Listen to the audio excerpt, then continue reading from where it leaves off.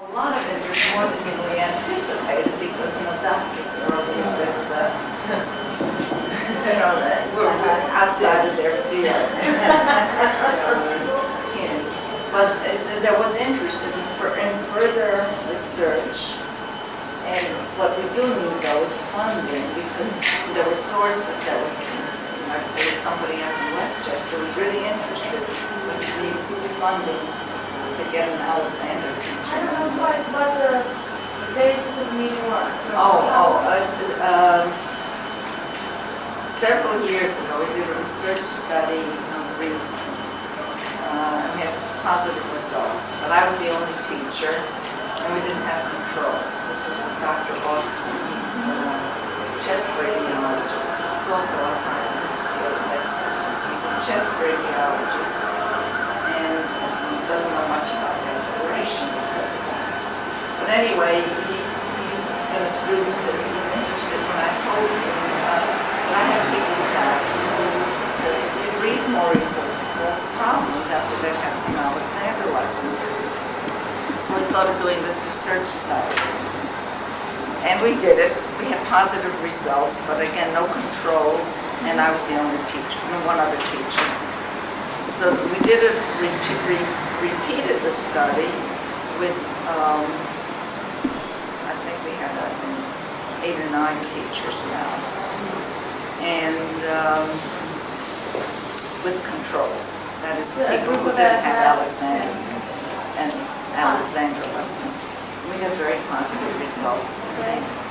There's a meeting of the American Thoracic Society in combination with the World Health on Respiratory Diseases, World Organization on Respiratory Diseases, Tuberculosis, and it was in Boston, and it was last week.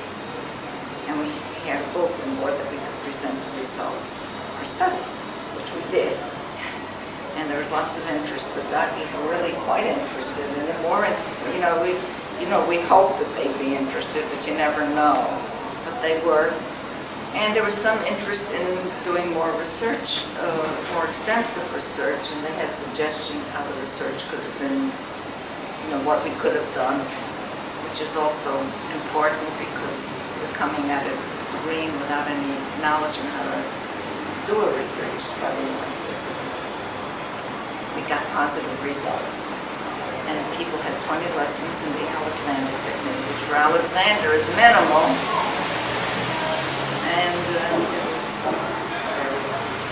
And it's a good thing, especially for senior citizens. Somebody who's interested, because we're not doing any kind of intensive exercise.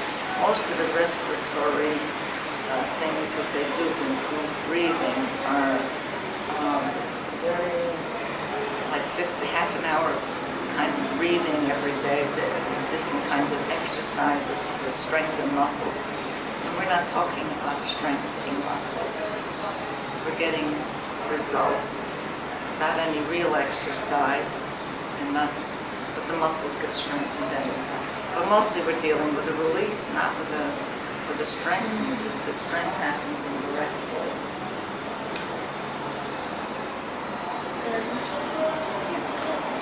So anyhow, since it was Boston, I went up anyhow.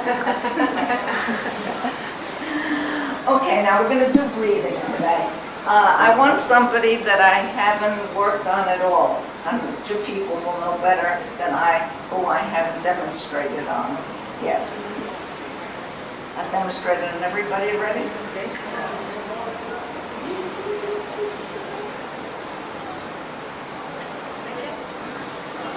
Okay, we're doing breathing today. How I teach breathing to a first? Not in this room, I guess. No. It's Monday morning, Alice. Yeah. I understand. Last time she demonstrated on me, it was in 4 and 9. You want it some more? No, I just wanted to, put the head here. Okay, now, I'm going to talk about breathing. This is what I do. Yeah. Breathing is a normal, natural function. You're going to breathe no matter what you do.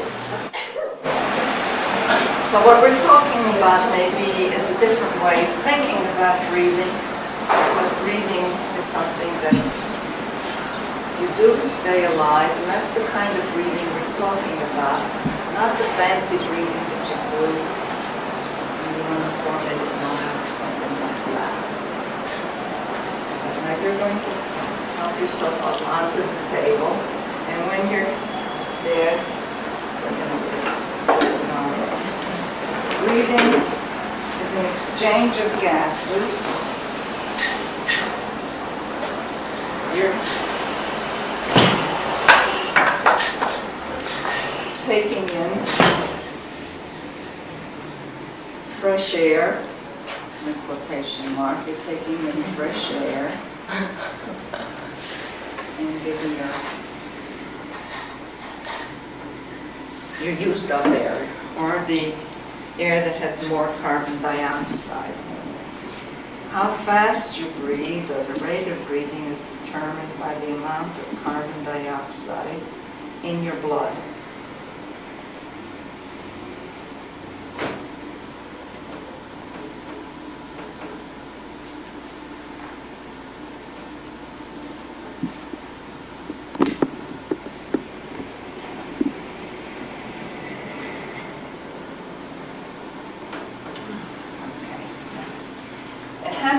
Breathing can happen automatically.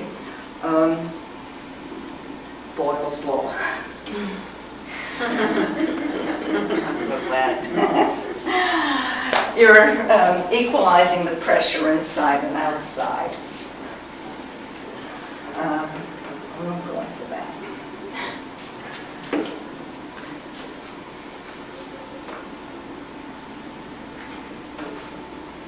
You're directing, you're staying with your own directions, and I'm just going to talk about breathing now. The air falls in from the outside, and then it's going to come out again. It comes in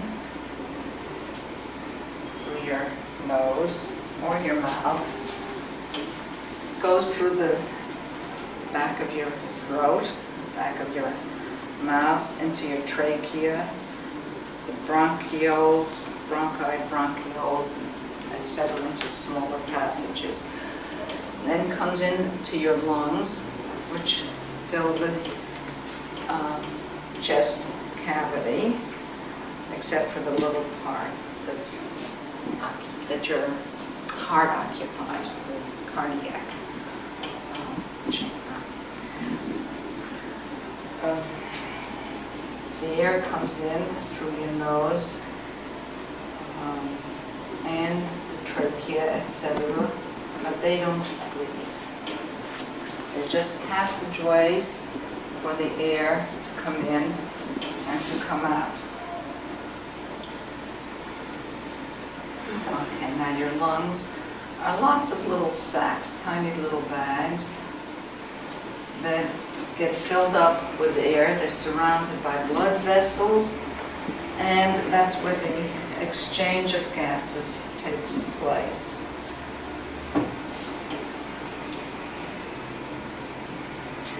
But the lungs are passive, basically. They get filled up and they get empty, but they don't have muscles to do the work for them. You have muscles of respiration, and the primary muscles of respiration are the diaphragm and the intercostals, the muscles in between your ribs. The main muscle we think about is the diaphragm, which is a great big muscle. It's an inside muscle, and you can't feel it. You can't really feel it from the outside. It's connected. Let me get the other leg up.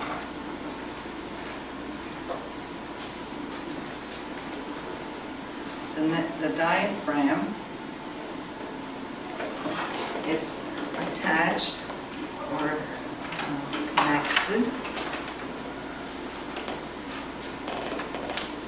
to your ribs.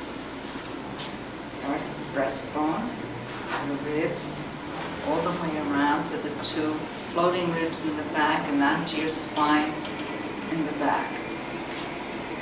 It's dome-shaped, and when your lungs are empty of air, the diaphragm is at rest and it's pushed up.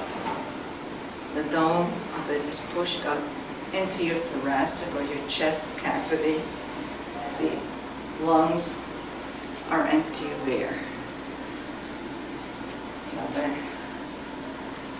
something triggers in your nervous system, triggers the diaphragm to contract. The diaphragm contracts, it pushes down into your abdominal cavity. It's attached to your ribs. It helps to open the rib cage, creating a nice vacuum. The air will fall into that vacuum and you inhale.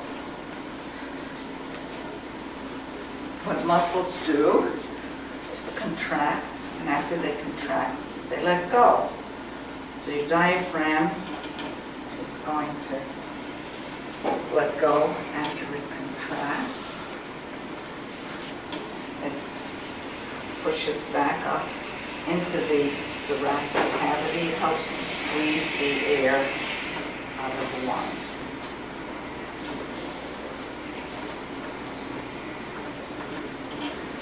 Now, along with the diaphragm, you have muscles. The primary muscles are the intercostals, or the little muscles in between your ribs. Intercostal. Inter in between, costa, rib. In between the ribs. And there are two sets of them.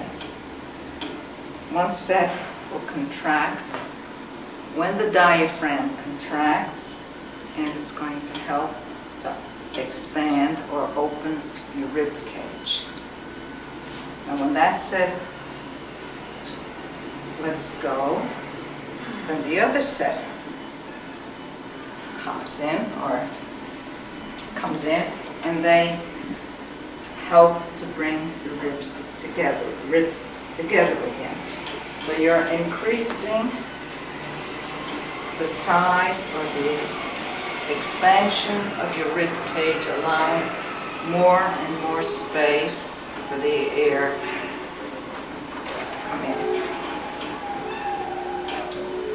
Along with your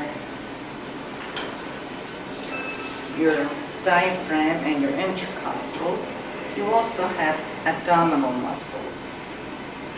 Now when your diaphragm is pushing down into the abdominal cavity because it's contracting, it's pushing against all these tightly packed organs in there.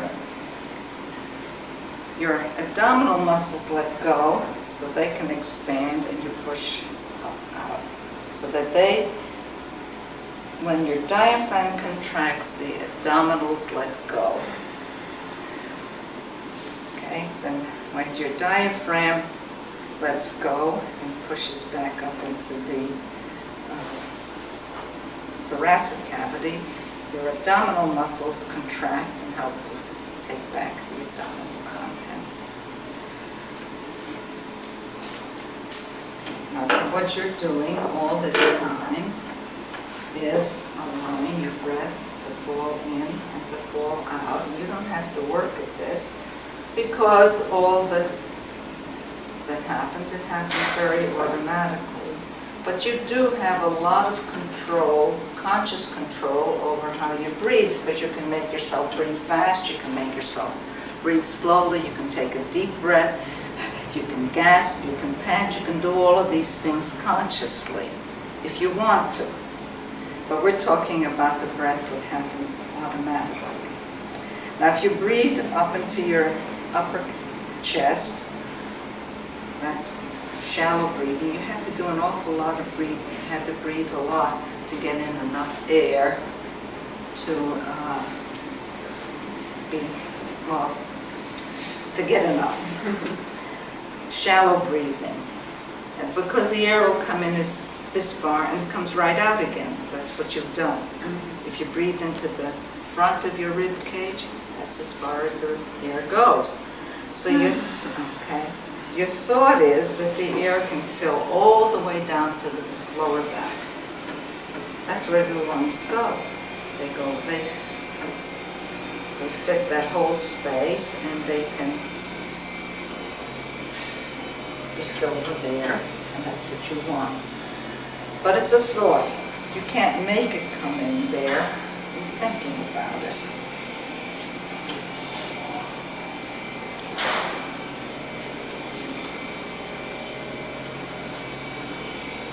Now you're just lying here.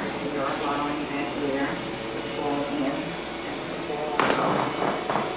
And the air is coming in through your nose, coming out through your nose, because that's where you are right now. But you're going to change something. On an exhalation, you're going to allow your jaw or your lips to come apart so that the air can come out through your mouth. If you can, you're able to, you can relax and let your jaw drop over. This isn't always possible for people. Some people have lots of trouble relaxing or letting their mouths just open. You're going to let the tip of your tongue rest lightly against the insides of your bottom teeth.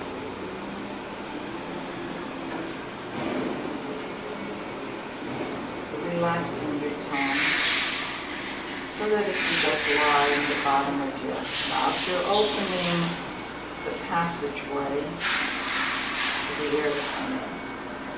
And you're still lying here, allowing the air to fall in and to fall out. You're allowing your neck to be free and your head to come forward and out. And your torso to widen. And as you're lying here and allowing the air to fall in and to fall out, jaw on the exhalation, drop open.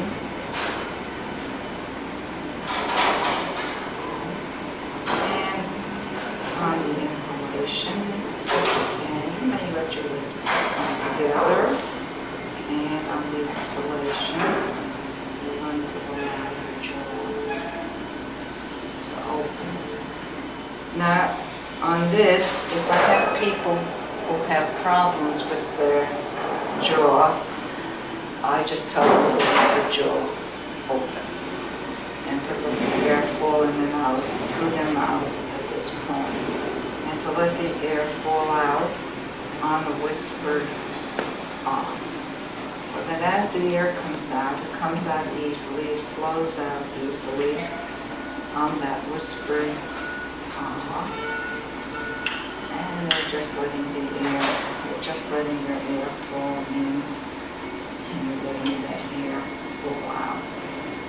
And you're thinking of that air as it's coming out, as it's coming out.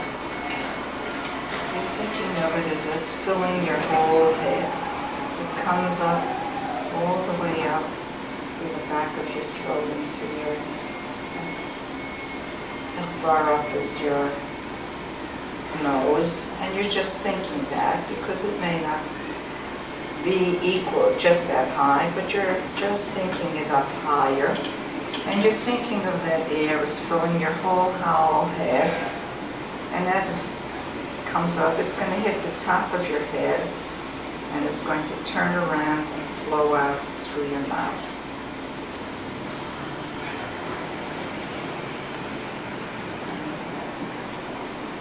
Now, if you can stay with that, then you can stay with the breathing, and I can come back and work with your arms and your shoulders. And you're breathing into the lower back, that's your thought. Allowing your neck to be free and your torso to lengthen and to widen. And your shoulders to come away from each other as you're staying with your central axis, allowing the air to fall in and to fall out, allowing your back to expand, your torso to lengthen and to widen. Your shoulders are away from each other, allowing your back to expand and your torso to lengthen and widen, and releasing through the diagonal and staying with your central axis and allowing your arm to be free. Thinking out to come back, thinking out, back, and allowing your arm to be free. Now if you begin to feel lightheaded or dizzy, stop. Because that is one of the side effects of this. Just tending to breathe maybe more efficiently.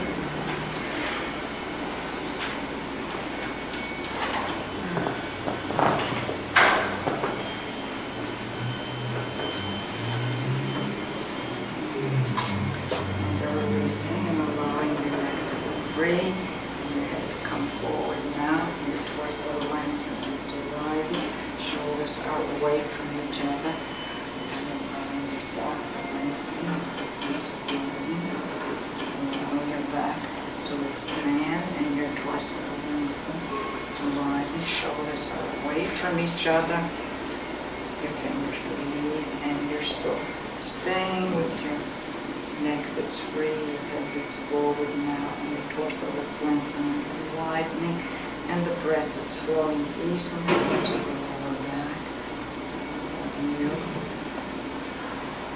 to expand, and your torso lengthening and to widen yourself.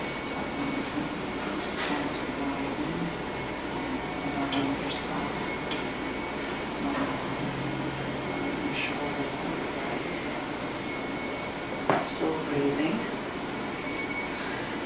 Going to allow yourself to lengthen, to widen, and your head to come forward off the end of the spine, and your torso to lengthen and to widen. Now, if there was a student, every time along the way, I would ask them if they had any questions for me, because a lot of them do. They have no concept of their anatomy, or what's happening. It's nice.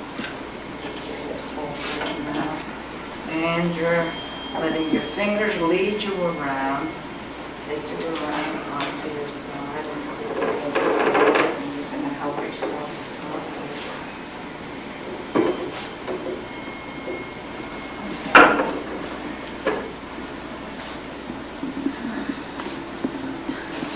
Any questions now? Thank you. No, it was really wonderful that you did early on, because you palpated all around the ribs as to where the diaphragm attached. And I didn't remember anybody doing that before. And it was very clear for me where it was. Good, good. Thank you. I have a question, Barbara. Yeah. You were saying that you have someone on the table who has difficulty in breathing out through their mouth or opening the jaw. Yeah. You have them keep the jaw open and breathe in and out Through the mouth, because they tend to be very tight in the jaw, and you want them to begin to be able to just let the jaw be easy. Now, the other direction that I give is to let the lips come apart.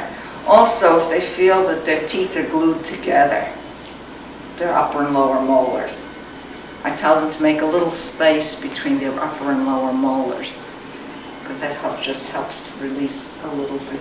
Sometimes I ask somebody to put their finger in it and just feel what it's like to have space between the upper and lower teeth. But I was kind of afraid of having somebody having their mouth open and becoming a mouth breather, essentially, while you have them on the table. That's why I was curious about this. I guess I've never It didn't happen, right? Well, because a lot of people have that bad habit, so that's, you know. You can also inhale through your nose with your mouth open. Yeah, but, I just tell them it's a wider passage for now. For now. Yeah, Okay, so. that's the way we're working right now. Because it gives them a more compassion. Well, sometimes the adenoidal tissue in the nose, you can have to breathe through the nose. uh-huh, You have to breathe through the nose. And yeah, if they have large tonsils, the mouth breathing might be a problem too, with the nasal breathing. uh-huh.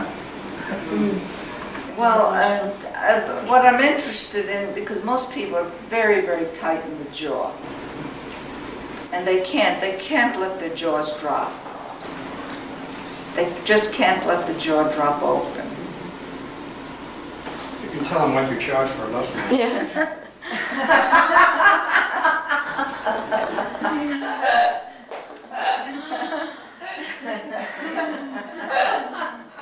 That's great. Oh, that was quite wonderful. of her. Now, I also tell them that I do it on the table, but there's no difference between what they're doing on the table and what happens other times. I also have them stand and to think of breathing in and out. This is after they've had a lesson. And now, if you put your hands on your ribs, on the sides there, and just think of breathing into here, into your ribs, so that you're breathing into your hands and letting that air come in and out. So they begin to also sense that the rib cage does move in the breathing. Sometimes it takes a little while for this movement to get started, but they do find it. They do get to breathe or to feel it after a while. If they have trouble, I put their hands on me and let them feel how my back moves, which took a long time to happen for me. But if I'm thinking of breathing into the back, then the ribs do begin to move.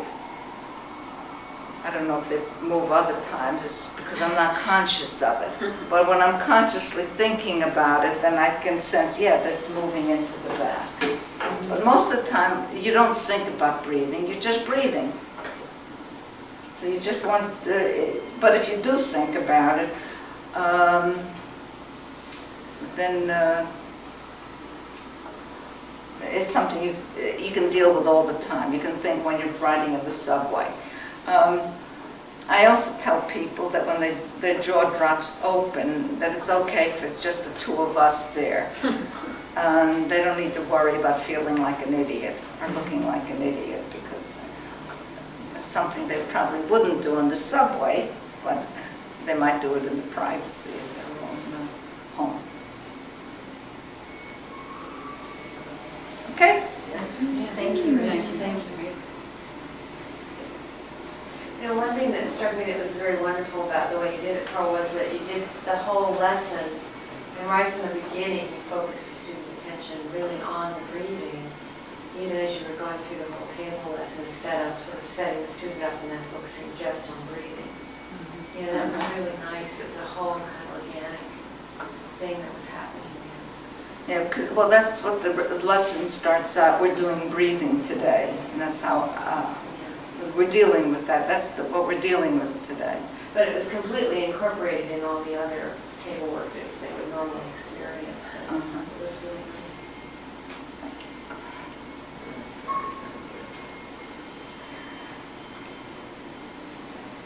Do you take us, June, from the breathing lesson maybe the next time then into a whispered R? Or I do the whispered R the first time. I was doing the whispered R then. Right. So in other words, you use the two together then? You Yeah. don't separate. I don't separate it. No, the whispered R is part of the breathing. And then I can now, after we've done this, I can tell people, well, let's do a whispered R if they're on the table to try whispered R occasionally. But I don't do it all the time because people get too tense about it. People can't make the sound. Well, I don't ask them to, I tell, well, some of them make a great big sound. They'll say, ah. Okay, so I tell them, I don't want to hear the H, so the huh before the ah. That it's an easy flowing out, and I don't need to hear it. And other people, so, who come from different sources of breathing, they'll say, ah. You have to get them and say, I don't want to hear it. Because this is what they associate with letting the air out.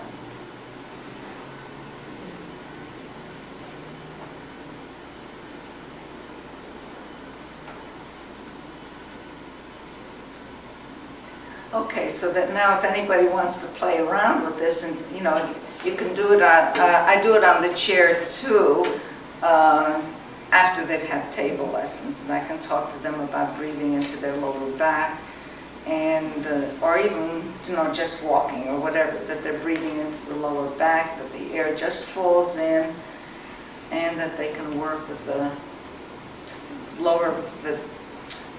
tongue resting lightly against the insides of your bottom teeth. I also add thinking an inside smile, but that doesn't always work because most of the time people grin. That's what and that's not what you want.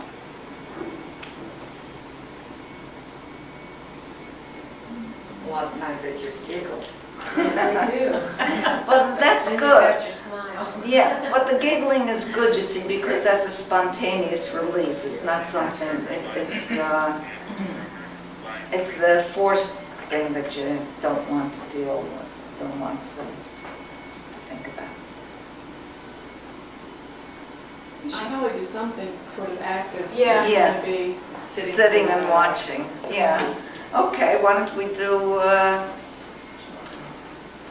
jogging? No, jogging.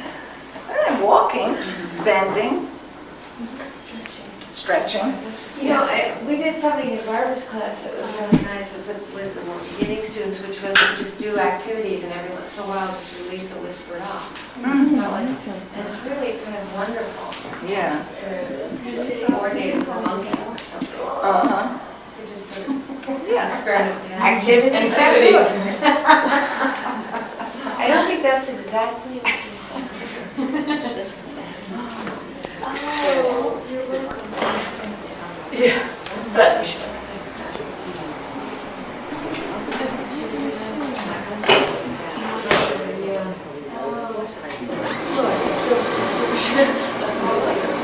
The air conditioning should be on again, or you get the humidity out. Yeah. Oh, yes.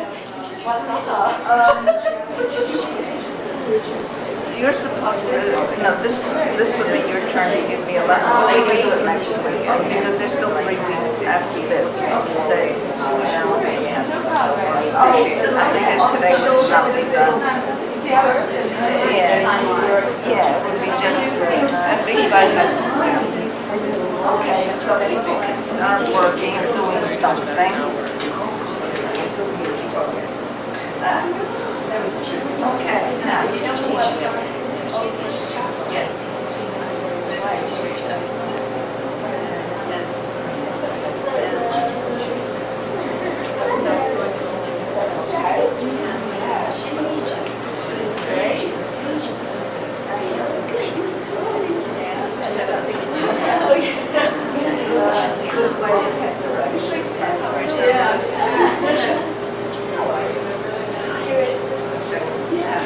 I'm ready. I don't know if everybody else is giving up getting breakfast out there.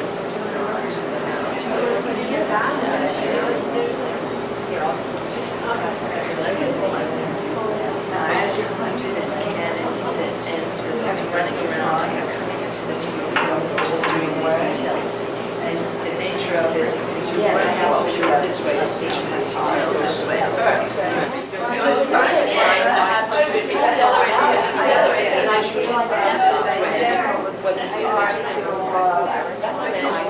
Every time, down the line,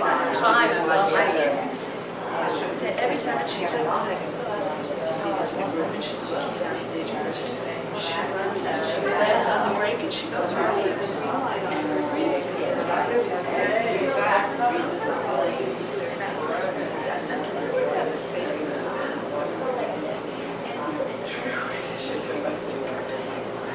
state goes after you. Yeah, it goes well.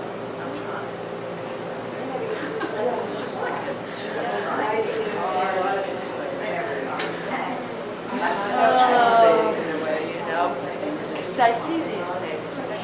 Is this on? And then I let them, you know.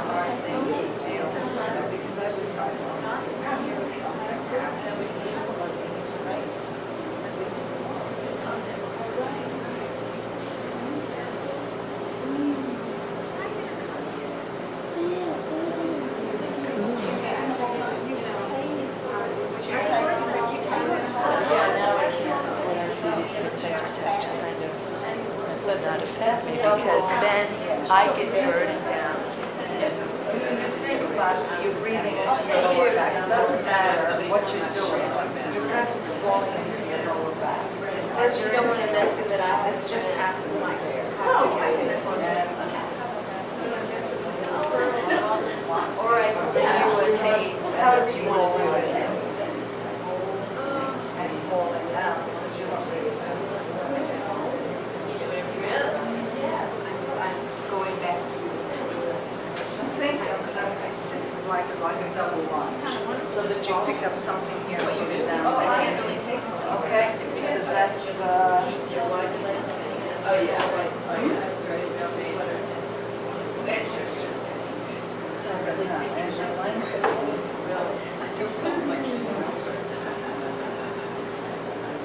Breathing into your lower back and letting the air just flow on. It's coming up, maybe out from your top of your head. You are. Yeah.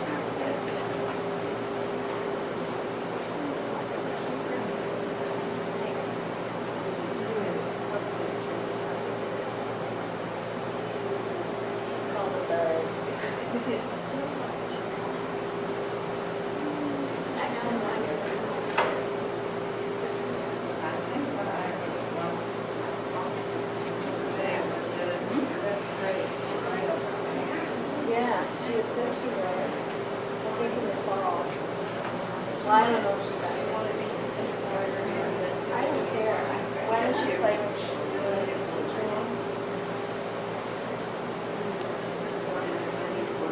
Is your video still working? Oh boy. So you want to get the... Is it on us or? Yes, it's on you now. You're on. Lighter base. Yes. Up and...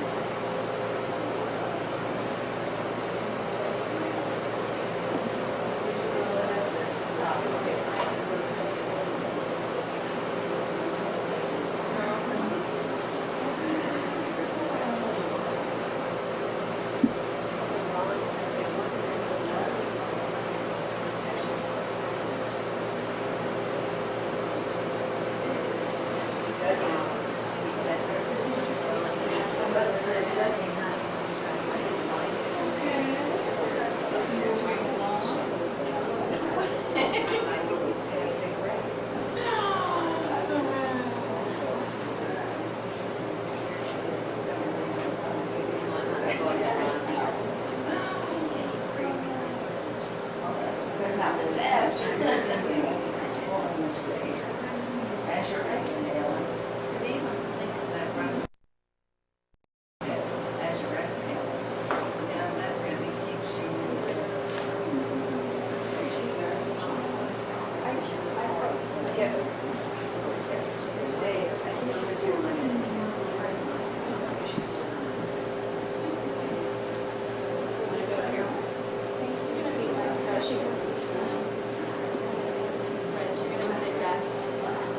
We just working with something that somebody who didn't. No teacher with you yet? No. Okay. All right.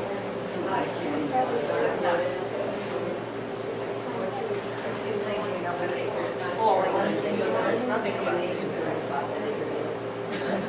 Right at that lower back. And as it falls into that lower back, expand.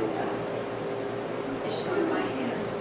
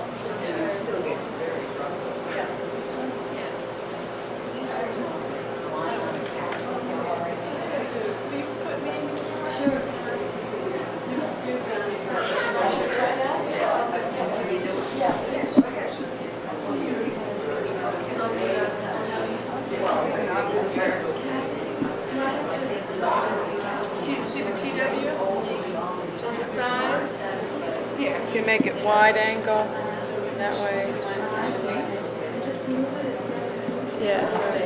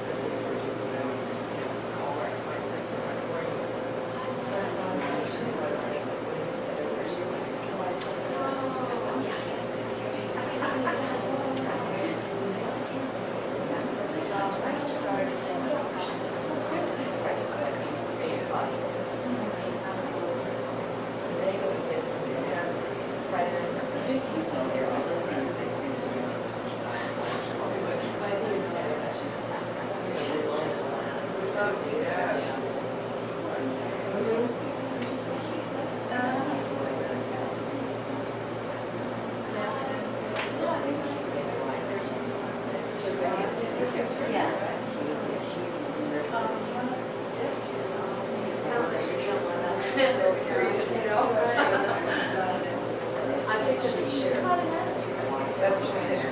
Yeah. Tremendously awkward for months.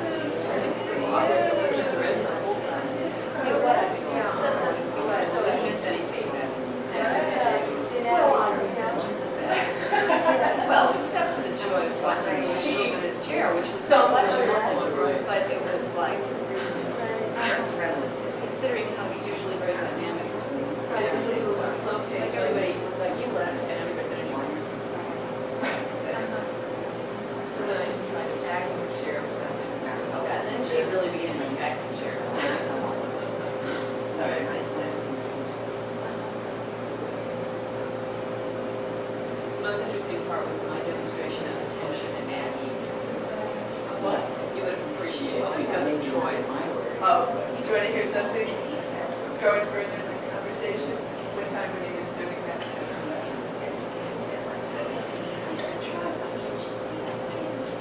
He goes, because I'm a pro, I don't hold it. Sorry, Sam.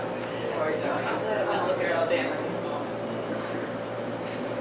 a pro, I don't have to hold it. Too much pulling, Sam. Is that too much pulling?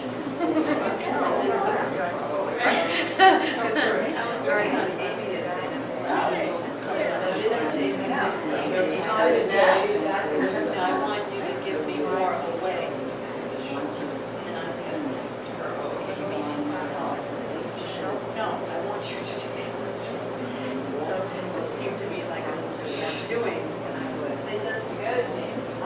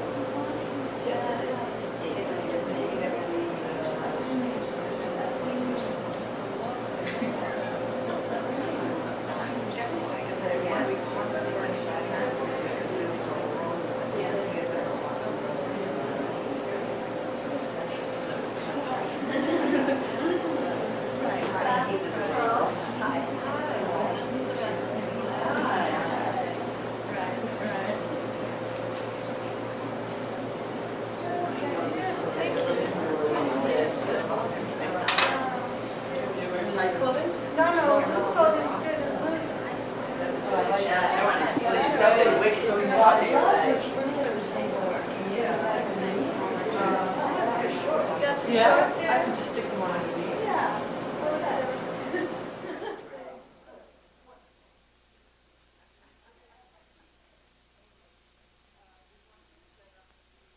Oh, this helps. Video like later.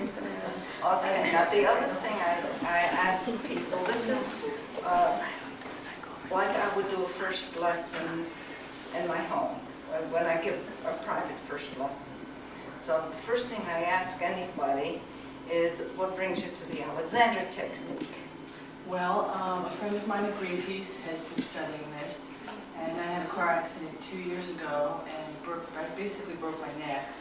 So I still have some pain, and she had said that she'd gone to physical therapy for years and chiropractors for her back, and this really gave her the most relief that she had ever had. So she told me about the volunteer program. I figured I would join. Good. Now the other thing you said, you broke your neck. Now, do you have any problems with that yet? I mean, apart, you said the pain. Yeah, I still have a little pain, but no real problems. No medical No. problems with that. And do you have any other problems, any other physical problems? Well, they took a piece of bone out of my pelvis, and so the lower back pain 3 times, and sometimes it's worse than others. I've been told that part of that also could just be from being a little out of alignment because of the vertebrae, the higher vertebrae. Yeah. So I have some pain. That's really the only 2 things. And the next thing is, how much do you know about the Alexander technique? Not a lot. A little bit. She's actually done a couple of things, but I don't know really the whole principle behind it. Okay. So what we're dealing with are mostly our habits that you've developed over the years. Some habits go back to childhood, early childhood. Some habits are more recent. You need habits. You couldn't have time to do anything if you didn't have habits. But some habits are harmful, some habits are just painful. Many are important and you need them. We're finding out what some of your habits are in the Alexander technique. We're finding a way to deal with those habits and a way that you can deal with them away from your lessons so that you're not stuck with a teacher all your life. Basically, the Alexander technique is dealing mainly with the head-neck relationship, the balance of the head on the spine, and the poise of the head on the spine, which allows your spine to lengthen, and the lengthening spine, which helps to release the head into that balance poise. And that's what we work with most of the time. Your spine is a curved rod. You put a weight on top of a curved rod, you're going to compress the rod into its curves. And we're in the process of removing the weight of the head from that curved rod that's your spine, allowing it to achieve its optimum length. The tools we use are inhibition and direction. Not inhibition in the psychological sense, but in the sense that the only way you can change is to stop what you're doing. But if you stop it after you've started doing something, that's too late already. You have to stop before you start. And that's a thought. You're thinking about how you're going to stop what you're doing and leave yourself open for new ways of making the movement, and that's your directions. Inhibition are directions too, but directions aren't necessarily inhibitions. Okay, we're going to use lots of words, and you don't define the words because everybody has an idiosyncratic definition for their words. You're letting my hands define what the words mean. And you ask questions. You ask questions whenever you have them. You don't wait for any appropriate time. There isn't an appropriate time. Inhibitions and directions. And you're leaving yourself alone. That's what the inhibition does. And lets the teacher take you through everyday movements, things that you do all the time, like getting in and out of a chair, bending down to pick up something, walking, So there are no real exercises that we can give you, just thoughts about how you do your everyday activities.